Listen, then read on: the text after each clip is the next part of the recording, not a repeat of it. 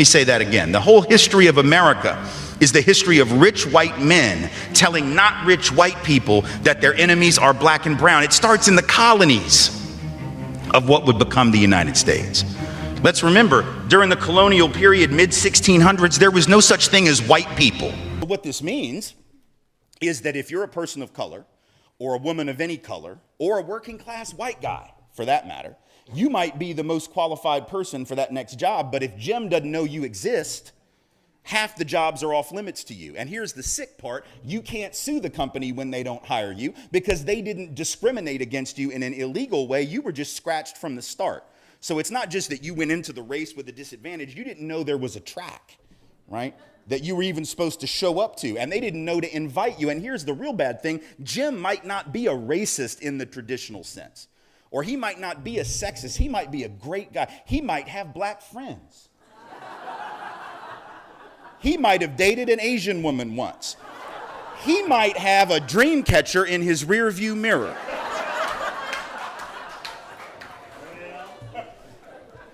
He might have gone in search of a sweat lodge. He might have done all kinds of things that mark him as something other than a bigot, and yet the reality is, even with the best of intentions, he is operating a procedure, networking, letters of recommendation, right, that has an effect that is no different than if he hung out a sign that said, no black folks need apply, at least for these half the jobs, no Latinos need apply, at least for these half, no women of any color for these half. So all of a sudden, you see, this is the kind of stuff that we actually do, and if we were trying to create inequality, it's what we would do. Grand Rising family, welcome back to my YouTube space. Thank you so much for being here, and if you are doing good, please like this video and share to the people you think may want to listen, because today I'm going to share a message from one of these white professor called Tim Wise, a well-known white professor and activist on racism and white privilege. And he has lays out how white-dominated structures and systematic policies have perpetuated inequality. And this video is talking about how the system is designed against black people. For example, the US system is designed against black Americans. And I know you will love this video because that is the truth. The system we live in today, from America to Europe, even in Africa, from the Caribbean, was never built for black people to succeed. In fact, it was intentionally designed to work against us, black people. And this isn't just an opinion. This is a history. We have evidence. Even white scholars who have studied it, like Tim Wise, one of the most outspoken white anti-racism educators, have openly admitted it. And a lot of white professors or activists have come out and said it is true. The playing field is not level. And the scary thing is, even up to today, the system is trying so hard to continue being against black people. But the good news is, it is time now we are exposing it. We are awakening as black people, and we are rising above it. And even white people, some of them are becoming an allies because they have grown up living in a lie, and now they're understanding that the lie cannot withstand for long. Let's watch this clip from Professor Tim Wise, and then we come back with more commentary. So when we see a word like racism, we are talking about attitudes, yes. We are talking about ideology, interpersonal stuff, but we are by definition also talking about systems. And it's really in the systemic way that I want us to talk about the issue for two reasons. Number one, it's the way that we usually ignore it in the society. So we focus a lot on building tolerance and building understanding, and we should do more of that. There's nothing wrong with that. I think tolerance is sort of a weak word, but I guess it beats the alternative, right? But the other reason I want us to focus on systems is because, as I'll show you in a second, the systems actually feed the attitudes.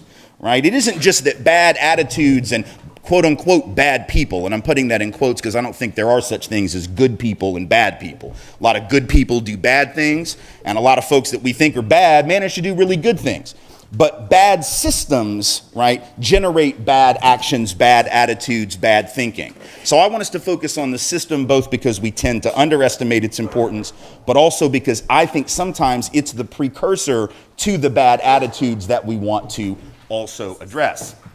Now, when I talk about racism being a system, I want you to think about this for a second. Sometimes I do this in smaller workshops. I'll ask people gathered at, circular tables, take 10, 15 minutes, and I want you to sit and brainstorm with your table mates the following. If I were to ask you to come up with some policies, some practices, and some procedures, maybe in schools, maybe in the job market, maybe in law enforcement, maybe in the tax code, just any type of institutional setting. If I were to say your job is to come up with some policies, practices, and procedures that would have the effect of either creating or perpetuating racial inequality.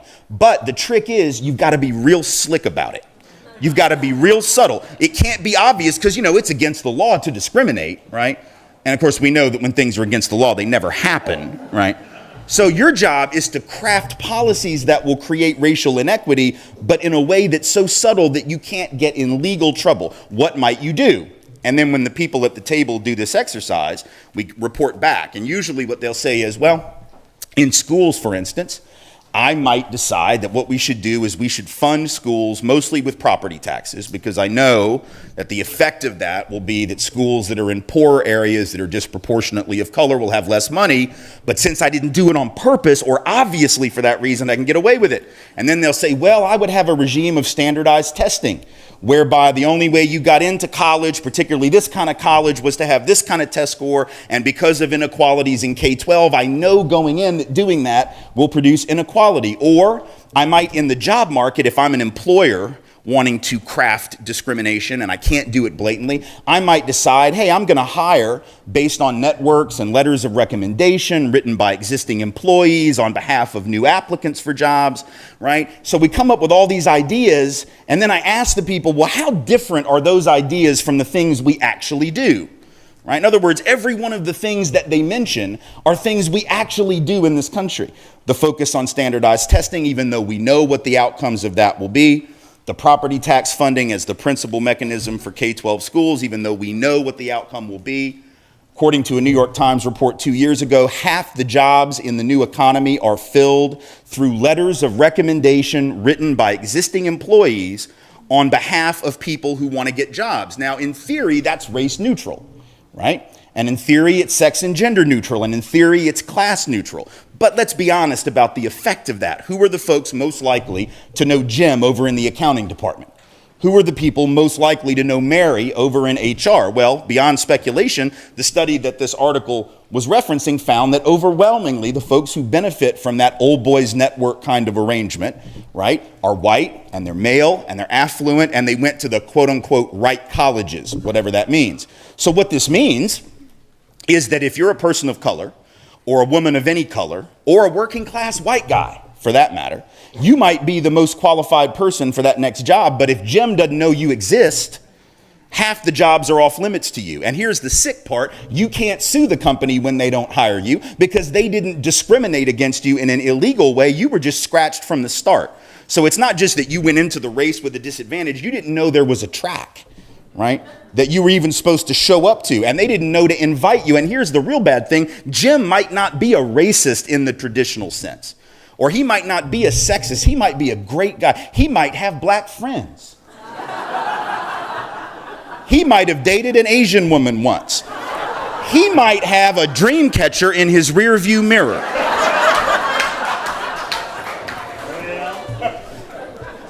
He might have gone in search of a sweat lodge. He might have done all kinds of things that mark him as something other than a bigot, and yet the reality is, even with the best of intentions, he is operating a procedure, networking, letters of recommendation, right, that has an effect that is no different than if he hung out a sign that said, no black folks need apply, at least for these half the jobs. No Latinos need apply, at least for these half. No women of any color for these half. So all of a sudden, you see, this is the kind of stuff that we actually do. And if we were trying to create inequality, it's what we would do. That doesn't mean that it was done deliberately, but it means the consequences are no different than if it were. That's what we mean by systemic or institutional racism. It's what Eduardo Bonilla Silva calls racism without racist, or colorblind racism, right? This idea that you can get systemic inequality even if there's no bigot in the room. Now, I'm not naive enough to tell you there are no bigots in the rooms, But what I'm suggesting to you is if all we're focused on are the bigots in the rooms, we miss that an awful lot of inequality is perpetuated without any such persons around, or at least without the ability to prove that that is who we have around. So that's what I want us to think about. We also have to understand the way that racism is really it is a process of inertia, right? So when we are in, grade school, maybe middle school, we learn about inertia as a physical scientific property, right? A body in motion will remain in motion essentially until it is stopped by some force that is of equal or greater weight and pressure and strength. Well, that's not just a physical universe property. That's not just something that happens when you roll a rock or roll a ball down a hill or whatever, right? It's also a socioeconomic property, a political property, a cultural property. That which happens in one generation affects the next generation and the next and the next. And what's interesting is we know this on a personal level, don't we? We know that we inherit the legacy of all the messed upness of our families, right? We all come from dysfunction, some worse than others. Some of that dysfunction we talk about, some of it we take to our graves. But we all know that we inherit it, and we also know that the only way we ever work through it and come out on the other end healthier as individuals is if we confront it. We do the exact opposite as a culture when it comes to issues like the legacy and the history of racism, the legacy and the history of economic inequality, the legacy and the history of patriarchy, and all the other systems of oppression. So we act like inertia isn't real. We do this every time we talk about race. Someone will say, well, why can't we leave that in the past? Right? That was then and this is now, because everything's linear, you know? And so it's like all of a sudden, it's like we think history is like a golf cart. Right? Where, you know, on a golf cart, you take your foot off the accelerator and you just sort of stop, right? You're just done. And you're like, oh, I got to hit the accelerator again. History is not like that, right? The golf cart keeps rolling, in effect, in history. Inertia is a socioeconomic property. And it's also funny, right, when we say things like, why can't people get over the past? Because, am I wrong? I think as a country, we sort of love the past, right? I mean, that's sort of what July 4th is about. Like, we didn't break away from the British last Tuesday. That was a really long time ago, but we keep bringing it up every year, setting off fireworks, eating hot dogs and apple pie, wearing red, white, and blue, waving flags. I mean, I dare you to go up to the most patriotic guy at the Independence Day parade next year, tap him on the shoulder and say, yeah, this is nice, but when are you going to get over it? And see how that works for you. I don't think that's going to work. I think you're going to be running for your life. Probably pull a gun on you, right? Right? So we love the past when it makes us feel good. We just don't like it when it brings us up a little short. And that's true sometimes as individuals and our families.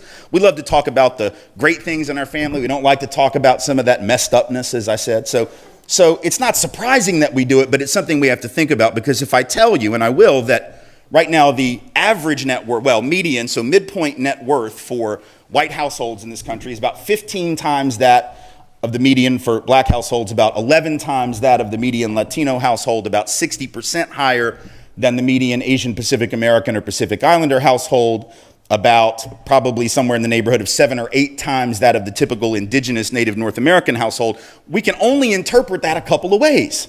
We can either interpret that by saying, well, you know, white people must just invest their dollars better. They must have some secret, which Wall Street has proven is not true, right? I mean, there's a lot of white guys with MBAs and high degrees and good SAT scores that took $12.5 trillion out of the economy in the course of about 18 months. Like, there were no black folks doing that. There were no Latinos, be they documented or not, that wrecked Wall Street.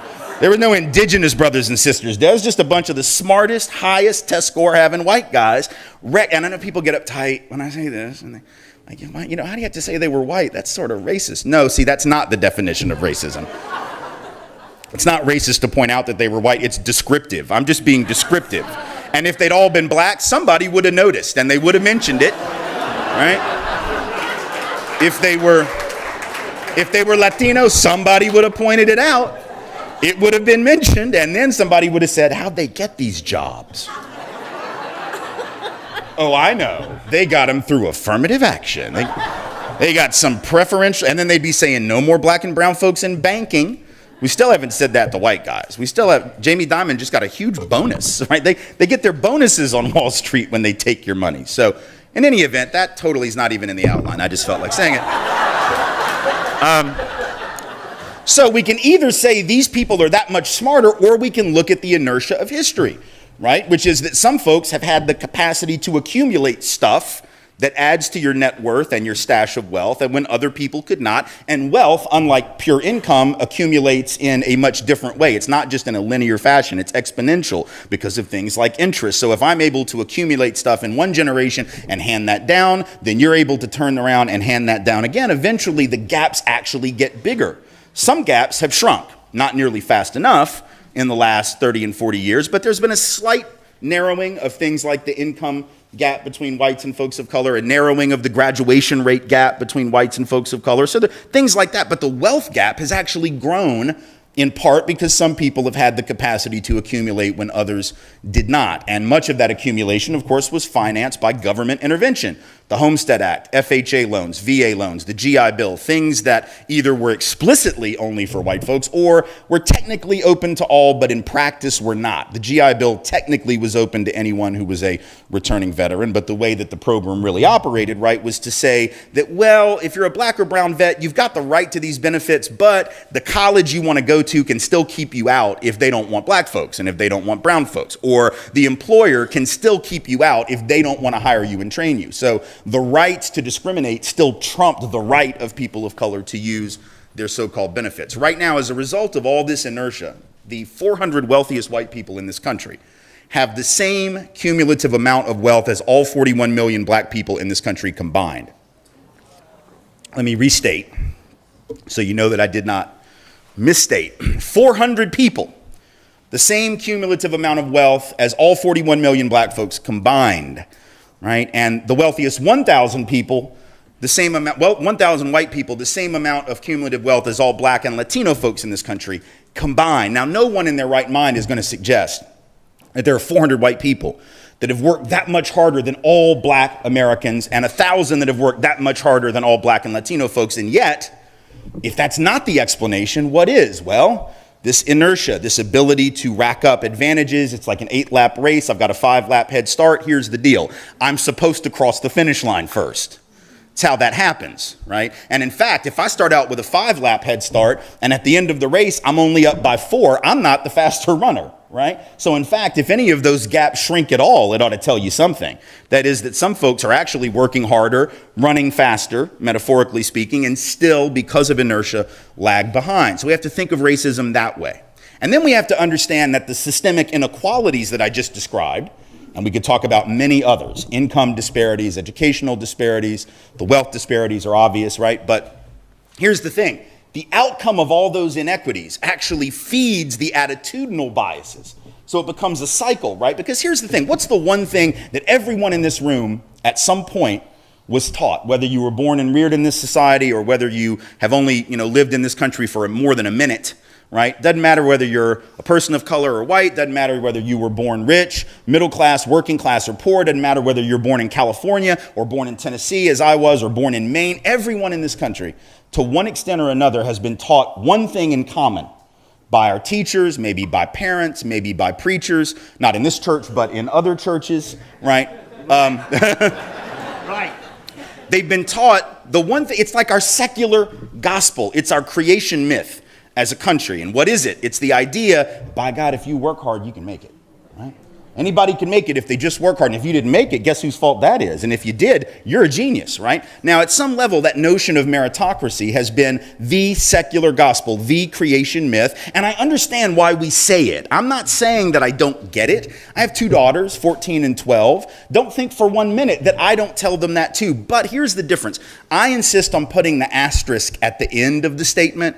And it's an asterisk that the culture never wants to put at the end of the statement. The asterisk is the part that says, after the sentence, hey, you can be anything you want if you're willing to work hard for it, asterisk, bring you down to the bottom of the page, hey, Ashton and Rachel, that's my daughter's names, just so you know, if that's really going to be true, what Daddy just told you, what you need to understand is it's not going to be enough to work hard as the individuals that you are. You're also going to have to recognize that because you are women, there will be boys, men, and sadly, even some women who will view you as lesser because of that and treat you as such. Therefore, for what I told you to be true, you're going to have to work hard, not just as individuals, but with others collectively to deal with issues of sexism.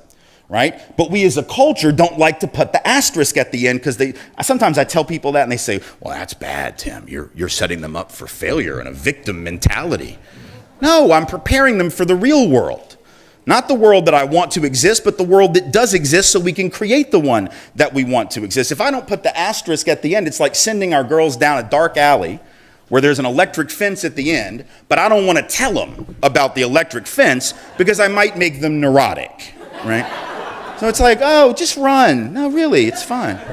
I know it's dark, scary, right? Yeah. I hear there's a fence. I don't know if it's electrified. Why don't we find out? What kind of father would I be if I did that, right? At some level, I have to tell them about the fence so we can figure out how to go under, how to go over it, how to blow it up, whatever. I blow it up metaphorically. I'm nonviolent. I'm just saying, right? We have to figure these things out, and the same is true. But as a culture, we don't put the asterisk. We just say, you can be anything. Now, what's the problem? What's the downside of that? Well, the downside of that is if you see all this inequality that I just described, and you see 400 folks with the same cumulative stuff as 41 million, and 1,000 folks with the same cumulative stuff as probably 90 million people, Black and Latino combined roughly, right? Or when you see, Black folks with college degrees twice as likely as whites with degrees to be unemployed, even when they have the same education. Latinos with degrees, 50% more likely than whites with degrees to be unemployed. Asian Americans with degrees, 25% more likely than whites with degrees to be unemployed. If I see all that inequality and then I put it together with the propaganda that I was taught, which says wherever I end up is all about me, then it becomes almost rational, does it not? For me to then say, wow, I guess these people must really want it more. They must just work harder. These people down here, they don't work as hard. So even if I'm not a bigot, even if I was never technically taught to hate, remember that old commercial and the old slogan of the National Conference of Christians and Jews, which later became the National Council for Community Justice, or whatever they changed the name to back in the 90s, right? The NCCJ's slogan used to be, and it was sort of a riff on a line from South Pacific, right? But it was this idea you have to be taught how to hate. The thing I always didn't like about that phrase was that it was almost too simplistic, because it suggested that for you to have racism as a personal problem, you'd actually have to have a parent or a peer or somebody almost sit you down on their knee and tell you to hate this group and hate. What I'm telling you is the operative workings of the culture we share. The combination of objective stratification or inequality on the one hand and the core belief of this country on the other produces outcomes in terms of our attitudes that are almost default positions of racism, sexism, classism, right? Anyone who's on the bottom of the structure can be blamed for their presence there, and anyone who's on the top can be credited for their presence there. And so we are really going to have a conversation about how we interrogate that notion of meritocracy, because as long as that is the guiding principle, we are going to have a very hard time sort of piercing the veil. I mean, I tell this story a lot lately, and I think it's an important one. A couple years ago, I'm driving with our daughters to dance. They're both dancers, and we had just left school. And to get them down to their studio, which was downtown, we needed to go through, went down a street from the school, went right through the middle of a public housing community, right? And we'd been making this ride probably for a year at this point. And here we are driving to the studio. We're driving through public housing. We get up to a stoplight in this particular public housing development, like many in Nashville, like many around the country, overwhelmingly of color, by definition poor and low income, right? And so we get to the stoplight, and we're sitting there, and my 10-and-a-half-year-old daughter at that time looks up and says, Daddy, why is it that pretty much everyone in this neighborhood is black? It's a great sociological inquiry.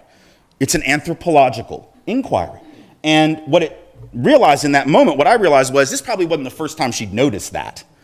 It's not like she just noticed the demographic mix of the neighborhood, but that day was the day she wanted to ask about it. She'd been noticing it. Now, the 12-and-a-half-year-old showing off for her father wanted to, of course, jump in and provide the answer to her sister, so she immediately, before I could say anything, jumped in and said, redlining, and that was true.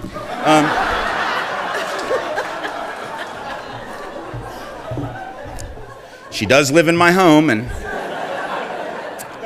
the 10-and-a-half-year-old said, yeah, I don't know what that means. And I said, yeah, don't worry, neither does your sister. It's just a word she heard. And it's true, right? The process whereby banks literally would draw red lines around neighborhoods and nobody in that neighborhood would get a loan. It didn't matter what their personal credit worthiness was, what their personal income or occupational status. It was just that they lived in a particular area. And so that, among other forms of housing discrimination, indeed was the reason why certain neighborhoods look like this and other neighborhoods look like that. So I answered the question, took about 2.5 minutes. It wasn't a long discourse, but it was enough to provide her with what? An explanation other than the default. Now, what happens if she never asks me that question? Or what happens if a child asks their parent that question and that parent either doesn't know the answer, doesn't know how to answer, is too concerned about, oh, how much do I tell my 10-year-old about oppression, right? See, I don't sweat that because they're in my house, they hear about that all the time and we just work through it. But how many parents really know the answer to that? And how many kids wouldn't even think to ask? And if they don't ask, the default position of my child is going to be what? Well, these people are here in a neighborhood where the infrastructure is clearly not as well apportioned as this other neighborhood because there's something wrong with them. That's why they live in that neighborhood and not that neighborhood. So we have to understand that sometimes our attitudinal biases come not just because somebody taught us to have those biases, but because just the normal workings of the system do it. Now, having said that, there's a lot of other things that do it too, right? Marketing works, right? Marketing works whether you're trying to sell tennis shoes or whether you're trying to sell fast food products or whether you're selling racial stereotypes. There's this thing in marketing called the rule of 11 or the rule of 12. I always get it confused. But the idea is after 11 or 12 ads for a commercial product or for a consumer product, it's about the time that you're exponentially more likely to buy it, right? So the first 5 or 6 times you're like, what? You know, by the time you get to like the 10th or 11th time, you're going, wait a minute, this is interesting.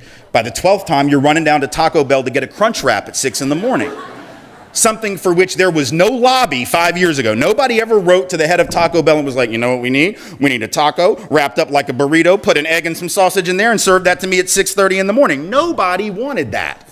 But somebody said, watch this. I'm going to create the Crunch Wrap at 6 o'clock in the morning, breakfast style Taco Bell. We're going to run ads and pretty soon folks are going to be lined up around the block. I don't eat biscuits anymore. I eat Crunch Wraps now. And that's what they're doing because you saw the ad 12 times, 15 times, 20 times. Eventually you got, you know, sort of interested in it. Well, let me tell you, we've seen the ads for racial stereotypes more than 12 times. We've seen the ads for sex and gender stereotypes more than 12 times. We've seen the ads for class and religious stereotypes with regard to our Muslim brothers and sisters more than 12 times, you see. So if marketing works, that's why they put the chocolate at the checkout aisle, right? At the grocery. That's not just because they had some extra chocolate, right? It's not like they were just like, damn, I over-ordered the chocolate again. Where are we going to put the extra chocolate? I don't know, we could put it on the candy aisle. No, that'll never do. Let's put it up front where they pay, right? It's called impulse buying, that's why they put it there. And if that works for shoes and toilet paper and soap and toothpaste, trust me, it'll work for other things. So A, it's the working of the society making us default to those conclusions. And B, it is the fact that there are all these things that we're taught in a million different ways since we're very small children. I do workshops where I ask people, take out a piece of paper, write down all the stereotypes you know about this group or that group or this group or that group. Never once have I had anyone in the workshop raise their hand and go, I'm sort of drawing blanks here. Can't think of any. Can I Google it? Like, can I use my phone? Can I look them up? Because I'm lost. Nobody has a problem. Now, they're all writing them down and then very quickly insisting, now, I don't believe any of these. These are not things I believe, but my Uncle Jim is all over this list. My Uncle Jim is a racist, but now not me. But the fact that you even know them, according to the research from the field of social psychology, right? Brain science research says that just knowing about the stereotypes means it is highly likely that you can have them triggered in certain moments. So we have to own that. We have to be honest about that. One more thing before I end this little setup section is how we understand privilege. Very important, right? We'll talk more about it as we go through the day. The problem, I think, we talk about privilege, people get tripped up on this because most of us didn't grow up wealthy. And we've been led to believe that privilege is just about money. Right? So I was joking the other day with some folks that it seems like every time, I talk to other white folks in particular about issues of white privilege, all of a sudden, like every white person is from Appalachia. All of a sudden, they're all from the hollers of Kentucky. And their parents were hardworking miners in West Virginia, right? Doesn't matter. You might not have even ever been east of the Mississippi River, but by God, you're from Appalachia when the conversation is about white privilege. Now, I got folks from Appalachia, so you don't get to claim that unless you get to claim that. That to me, we take that very seriously in my part of the country. But here's the thing. I know that most white folks didn't grow up with money. I didn't. I grew up in a 850 square foot apartment from the day I was 3 days old to the day I walked out the door to go to college, right? We ran cars into the ground, only had one at a time, never took vacations. I don't think my parents ever made more than $20,000 in a year, probably more like 15 or 16. So I didn't grow up with class privilege, but privilege is not just about economic status and material. I want us to conceptualize privilege, just like I want us to conceptualize racism as a system that oftentimes isn't intentional. I want us to understand privilege as something more than material. Specifically, I want us to think of it as a psychological edge that you gain when you have the luxury of being oblivious to other people's reality. I want us to think about it as a psychological state of innocence, and by that I don't mean innocence as the opposite of guilty. I mean innocent in the sense of naive, right? That is to say that we have the luxury of not thinking about some stuff as we go through our day. And it's no different than those of us who are able-bodied, right? Having the privilege, the luxury of not thinking about ableism and the way that our disabled brothers and sisters, whether visible or invisible disabilities, have to navigate the workspace or their place of worship or their school or their neighborhood or whatever it is, because they have obstacles and barriers and things they have to think about as they plan their day that the able-bodied don't. And guess what? That doesn't make us bad people for not thinking about it. Right? It doesn't mean that I'm intentionally oppressive to the disabled because I don't think about what they have to think about, but it means I have the luxury of being stone cold ignorant to other people's truth and suffering no immediate consequence for it, because my knowledge of their truth will not be on the test. And by that, I mean whatever the test is that you have to take to prove that you're competent to do something. So I want us to think about privilege as the stuff we never have to consider. And I'll end with a story that I think makes the point. I went to college at Tulane in New Orleans, and I wasn't a very good student.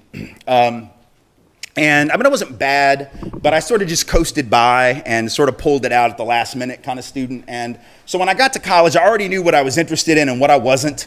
And I didn't pay a lot of attention to things like the syllabus and when is the exam being held. Little things like that. Like I just figured I'll find the room, I had 3.5 months to figure this out. Right, so there's a final exam, and it was in my major, actually. It was in an international relations poli-sci class. And I thought that the test was going to be at 1 in the afternoon. I'm sorry, at 1 in the afternoon.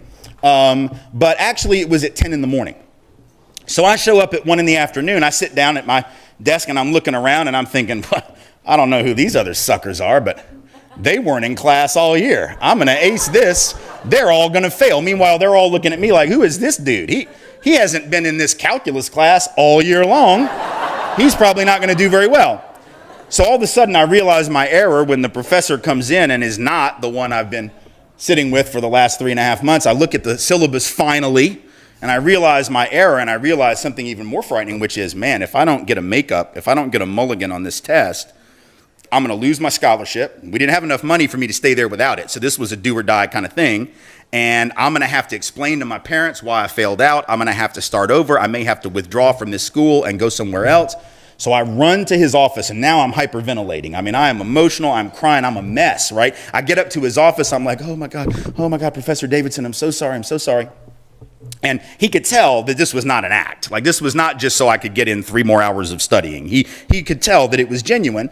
And he said, listen, tell you what, get yourself together, get some water, go over there in my office. You can sit down at that table. You can take the test. And so he's a nice guy, and he did the right thing, even though I didn't deserve the mulligan necessarily, right? And so I go and I sit down, I take the test. I ended up doing well, and all was fine. I was telling some friends of mine this, and these friends happened to be African-American males. And I was telling them this a few days later, and these African-American males were far better students than I. They had been better students in high school, both in terms of their grades, their SAT scores, everything. They were doing far better at Tulane. So I'm sitting there and I'm telling them, can you believe this? Can you believe I did this? Oh my God. And they're not saying anything. They're very, very quiet. And they're sort of looking at each other and saying nothing. And I'm just talking, totally oblivious to how they're processing this story. And finally, I'm like, guys, what's up? Like, you're not saying anything. And the one guy's like, man, I don't know if I would have done that. And I said, what, show up at 1 for a test at 10? He's like, oh, no, that's not what I meant. I definitely wouldn't have done that. No way I would have done that. No, I'd have read the damn syllabus on day one. Trust that I would have not done that. But no, what I mean is I'm not sure that I would have asked for the do-over. And his friends then all nodded in agreement, and they were all like, yeah, I don't know if I would have either. Keeping in mind, now these are better students than I. And I said, and it confused me. And I said, what do you mean? You would have just taken the incomplete or the F and taken it over? And they're like, well, I don't know for sure because it's never happened and it's not gonna happen. But I don't know, because you gotta understand, for me to go into that professor's office and admit that I made an error of that magnitude, right? I have to worry about how he views me, not just as the individual I am, but as the black male that I am. At a school where too often black folks and brown folks, male or female or anywhere in between on a gender fluid spectrum, are viewed as not deserving of space. He would have to think about not only how he would be judged as an individual, but as a member of a group, and what the impact of that would be on every other body of color that came through that man's class until the day he retired. And even though that professor probably would have shown him the same grace that he showed me, they could not take that for granted. That was the moment at which I began to understand what privilege was in terms of obliviousness, right? And the edge that gave me, the efficacy that gave me, the strength, the power, the resolve, the sense of self-determination and autonomy that it took to then go and ask for the do-over, knowing that the worst case scenario was he was going to say no and say, well, you know what? Tim Wise wasn't qualified to be a student at Tulane, not white guys. What are we going to do with them, right? So I'll leave it at that. We'll have a wonderful day. We're going to do a lot of learning, a lot of building. Just wanted to frame that for you. Thank you all again so much for being here. I appreciate you. Welcome back. Now, if you want to understand why you are still struggling under a system that claims to be equal, you have to go back to the blueprint of oppression. The oppression of black people in America, in Africa, in the Caribbean has never been random. It has always been systematic. And systematic means that it is built into the laws, it is built in the economy, in the education system, and in the culture. And the very rules of the game are being played by them. They are the referee of the game. They have created the laws, and they are putting their man there to watch it. Tim Wise once said this: racism is not about bad people doing bad things to people of color. Racism is about the systems. It's about institutions. And these institutions is those that were created long before we were here. And those institutions still produce inequality even without individual hate. Think about that. You don't need a racist boss if the hiring system already favors white applicants. You think about that? You don't need a racist teacher if the school district is funded in a way that gives more resources to white neighborhoods than black neighborhoods. The racism is baked into the structure itself. Education structure, we have racism inside. Medical, hospital structure, or we call medicine structure or medical structure, we have racism in it. And this comes from way back. From the slavery as an economic engine. Transatlantic slave trade, I always say this was not just a mere kidnapping. It was a foundation of a global economic system. The cotton, sugar, tobacco, and minerals that came from black labor built the wealth of Europe and America. Banks were established to finance slave ships, insurance companies wrote policies on enslaved people as property, and governments collected taxes on slave-produced goods. They weren't just using us. They were designing a global economy that depended on black people exploitation. Are we together? Now, after slavery, we had post-slavery laws, and that's what I call new chains, or neo-colonialism, new slavery. Because after slavery ended, in America, they didn't say, now let's make it fair. We need an equal government. We need an equal system. No. They replaced physical chains with legal chains. They came up with black codes of the South made it illegal for black people to be unemployed. You need to work. It's illegal to be unemployed. And you know what they did? They put jobs that were awkward jobs for you. If you are unemployed, you need to work. You need to get even the job that doesn't fit you. And that's why you are saying black people back to the field. You feel the pressure and you take the little job and the little payment and the little wages. These laws, like it is guilty to be unemployed, forced black people back into the labor of white landowners. We had vacancies laws that criminalized simply working without proof of employment. I don't know if you understand how this thing was designed. After slavery ended, black people were never given their land backs. They were never given good opportunities or better wage. Laws were being created to oppress them. It wasn't an accident. It was part of the blueprint. The same hand that wrote the laws during slavery wrote the laws after slavery. In Africa too, the same thing happened under colonization. After stealing land, after stealing resources, colonial powers wrote native laws that limited African movement, controlled who could own land, and forced labor in mines and plantations. For example, they stole land from Africans and they gave it back to these, they were so-called the forefathers like Nelson Mandela, Jomo Kenyatta. But what did they do? They put laws that if you need your land back, you need to pay. And that's where the laws of buying land started. The blueprint has these main pillars: control the land, control the laws, and control the mines. Now, slavery wasn't just about racism, it was about profit. The entire Atlantic economy ran on black labor, the cotton on the plantation, the sugar from Caribbean, the minerals from Africa. It was about economic engine. It was a way to create the wealth of Europe. And this economic change that we're talking about came disguised as opportunity. Even when they claimed to give us freedom, they built economic traps to keep us from rising. In America, freed black families were denied land while white settlers received acres and acres for free under the Homestead Act. Banks refused to loan black people. White mobs destroyed prosperous black towns like Tulsa, Greenwood District in 1921, known as Black Wall Street. So there were some things that were there to continue to limit the rise of black people. And that's why we say black people were never meant to rise up. In Africa, the same thing happened. European powers left behind economies that depended on the exporting raw materials and importing finished goods, a structure that still keeps many African nations dependent today. We depend on loans, we depend on IMF, we depend on everything. The system wasn't failing. The system was just succeeding at keeping us in second place. The system have always been there to keep us down. And one of the most effective weapons used against us has been the control of knowledge. So if you can control what our people know about themselves, you can control their future. In US schools, like black history often begins with slavery.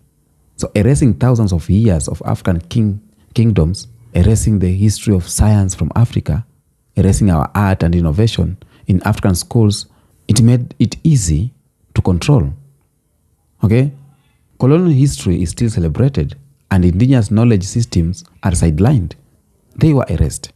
The Kemet was erased. Mali was erased. Mansa Musa was erased. Great Zimbabwe was erased.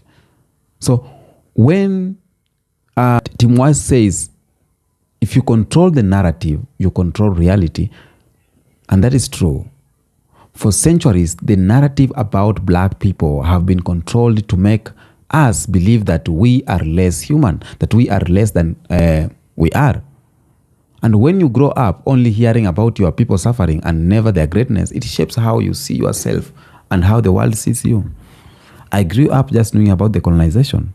Our history books were measuring more on colonialism. We grew up just from Nelson Mandela, Julius Nyerere, Jomo Kenyatta. We never grew up past that. We never had history that came past that. And if it was past that, it was about, talking just about colonization. Mekatili Wamenza rose to fight white people. But story before colonization, they never tell us. So this is not just an American story. Okay? The same blueprint has been applied worldwide. In Jamaica, after slavery, Britain introduced politics or policies to keep black workers dependent on plantation owners. In South Africa, apartheid legalized the separation of races, controlling lands, jobs, and movement. In Congo, Belgium King Leopold turned the nation into his personal slave camp for rubber extractions. And this killed millions and millions. Even today, international trade agreement, debt structures, and foreign aid are often tools to keep Africa's nation economically dependent on the West. So that's what you call global pattern. It is a pattern that is happening. It's happening right now. It happened back then. Some people try to argue that the past is the past. But numbers today prove the system is still at work. And team-wise points is showing that Black Americans are more likely to be stopped by police, even though white Americans are more likely to have illegal items. Black students receive harsher punishment than white students at the same behavior. Black families with the same income as white families still live in the poorer neighborhood because of housing discrimination.